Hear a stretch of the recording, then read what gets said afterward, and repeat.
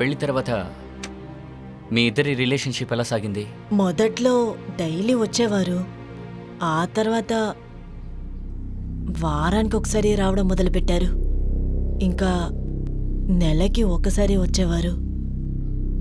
Okay, so తగ్గిపోయింది. చివరిసారిగా ఎప్పుడు చూసారు? ఆ, పోయిన బుధవారం. రత్నం చావులో ఎవరి మీదైనా అనుమానం ఉందా? ఆ, రత్నం ఫ్యామిలీకి ఆయన నాతో చనువుగా ఉండడం అంటే పెద్దగా ఇష్టం ఉండదు.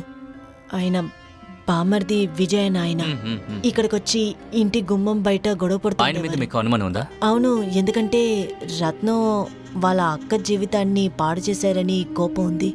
నువ్వే మా అక్క జీవితాన్ని నాశనం చేశావు, ఇంకా ద్రోహం చేశావని కోప్పడేవారు. మ్మ్.